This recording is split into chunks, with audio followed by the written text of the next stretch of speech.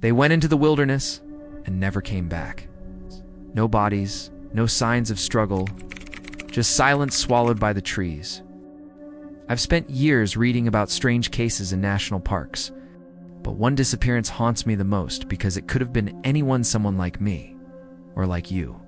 It happened in the summer of 2014, in the dense stretches of Olympic National Park in Washington. The man's name was David Hall, a 32-year-old experienced hiker who loved the solitude of the trails. He was the kind of guy who carried more than enough supplies, double-checked maps, and always texted his sister before and after a trip. He wasn't reckless, and that's why what happened makes no sense.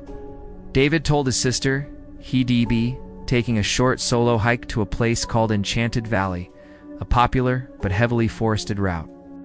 It was only supposed to be a day hike about 8 miles in and back. When he failed to return that evening, his sister grew worried. By the next morning, search and rescue teams were combing the trails. Park rangers expected to find him quickly. After all, the weather was clear, visibility was good, and the trails were well marked. But what they discovered only deepened the mystery. They found David's backpack, leaning neatly against a tree beside the trail. Inside were his water bottles, snacks, and even his map folded carefully, not dropped in a panic. About 50 feet further down, they found his boots, placed side by side, as though he had taken them off deliberately. That alone disturbed the searchers because the ground was littered with sharp rocks and twigs. Walking barefoot out there wasn't just uncomfortable, it was dangerous. Trail camera footage was even stranger.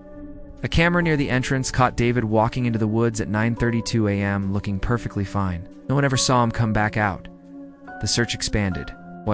Helicopters scanned the valley, volunteers swept through the brush, dogs were brought in to follow his scent. For a while they had a lead. One of the dogs picked up David's trail and followed it for nearly half a mile before abruptly stopping at a patch of moss. The scent just ended there, as though David had stepped into thin air.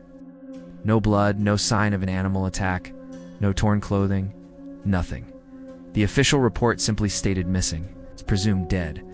But that docentee explained why his belongings were arranged so deliberately, or why he'd abandoned his boots. His sister swore up and down that David was rational, happy, and not suicidal. He had plans, a job, and a passion for life. Sometimes, people suggest the obvious explanations. Maybe he fell, maybe he got lost, maybe he was attacked by a bear. But how do you explain the trail, Jess? Stopping? How do you explain belongings that look intentionally placed? To this day, there's no trace of David, no body, no bones, not even a scrap of clothing. It's as though the forest itself opened up and swallowed him whole. And the most unsettling part? Other hikers have reported hearing faint footsteps behind them in that same valley barefoot. Light steps that stop the second they turn around.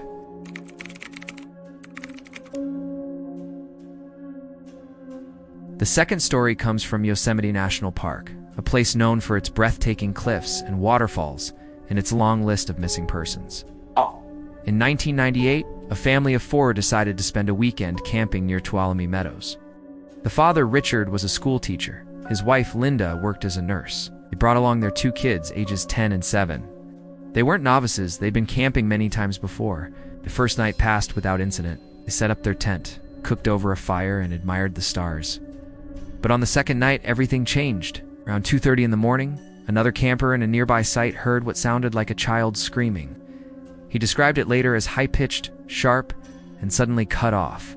He debated going to check, but convinced himself it was probably just kids being loud. By morning, he wished he had acted. The family's campsite was found abandoned. The tent was zipped open, not torn, as though someone had stepped out voluntarily. The lantern was still burning faintly. Their cooler, food, and gear were all untouched. But the family was gone. Authorities launched one of the largest searches in Yosemite history. Helicopters scanned the ridges, volunteers canvassed the meadows, and divers explored nearby streams. They found almost nothing. The only clue came 3 days later, about 6 miles from the campsite. A ranger discovered a child's shoe lying in the middle of a clearing.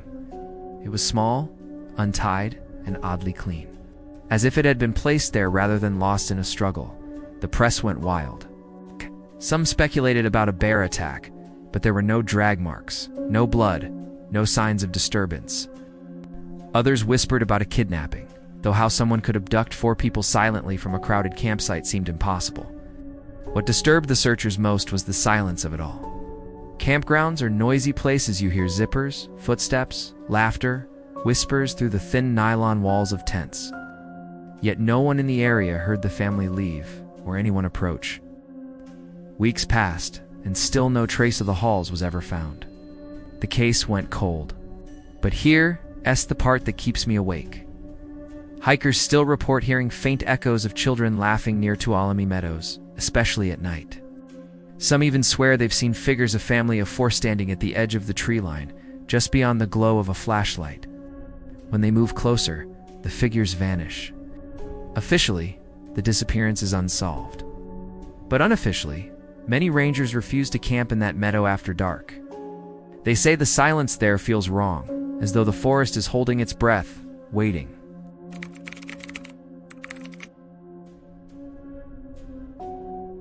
The final story is perhaps the most disturbing of all, because it didn't involve a tourist or a camper.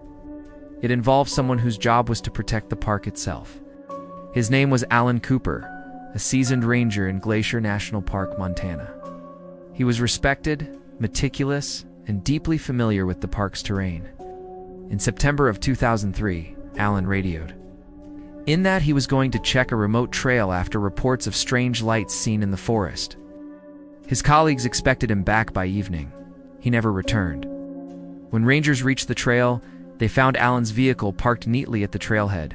His radio was still inside. They assumed he'd taken it with him, but no, it was sitting in the passenger seat, switched off. Searchers scoured the area for days. Eventually, they found something. Alan's hat lying upside down in the middle of the trail. The ground around it was undisturbed, no signs of a fall or animal attack. A little further along, they discovered his flashlight, batteries drained, balanced upright on a rock. Again, not dropped, but placed. Co-workers began whispering. Alan was a practical man. He wouldn't leave his radio behind. He wouldn't balance a flashlight like that. It felt staged, like someone or something was leaving breadcrumbs. The strangest detail came from a group of hikers, who later reported seeing a man who matched Alan's description walking deep in the woods that same day. They said he looked disoriented, almost sleepwalking, with his arms stiff at his sides. They called out to him, but he didn't respond. He just kept walking until the trees swallowed him. Search dogs followed a trail to a ridge where the forest suddenly opened into a rocky outcrop. There, the scent ended. Just like with David Hall, it was as if Alan had stepped off the earth entirely. Despite exhaustive efforts, Alan's body was never recovered. The Park Service quietly closed that section of the trail for maintenance. But among rangers, the story spread like wildfire. Some swore they saw flickering lights in that same area, blue-white glows weaving between the trees, vanishing if you tried to chase them. To this day, Alan's disappearance remains unsolved.